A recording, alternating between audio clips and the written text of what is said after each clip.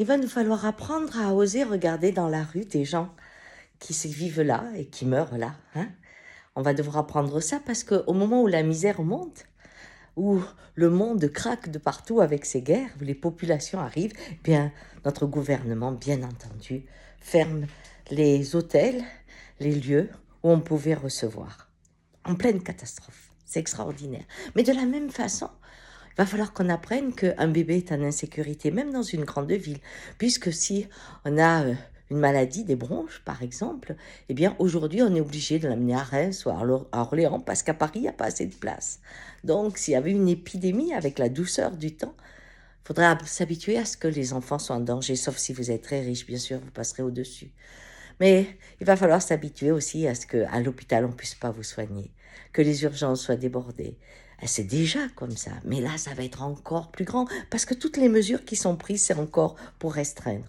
Il va falloir s'habituer à mourir sans avoir eu la retraite, parce que non seulement il n'y aura pas d'emploi, hein, dès qu'on vieillit, on le voit bien, la difficulté, mais on aura l'humiliation d'être constamment refusé, d'être trop vieux, de ne pas être adapté, etc.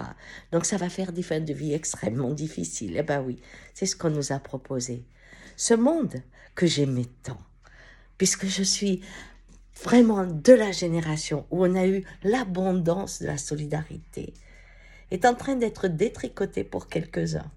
Et quand on voit que l'homme le plus riche du monde, aujourd'hui, se paye Twitter et dit « je vais faire vraiment un lieu de grande liberté », sachant que sa liberté, c'est de gagner beaucoup plus d'argent, donc de permettre à la violence de mieux s'exposer, parce qu'elle fait plus de vues, et ça ramène beaucoup, beaucoup d'argent.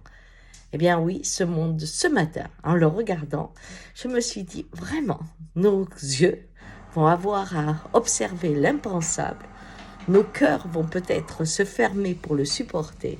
Et là, l'humanité risque d'être en danger. Mais moi, je vous le dis, je préfère pleurer, mais garder ma sensibilité, avoir cette conscience de cette horreur que l'on fait, que de me fermer pour pouvoir la supporter. Et je crois que je peux faire ça parce que je suis connectée à mon corps et que j'aime le monde plus que tout. Et que cette vision économique folle de cet univers me blesse mais ne me tue pas. Ciao!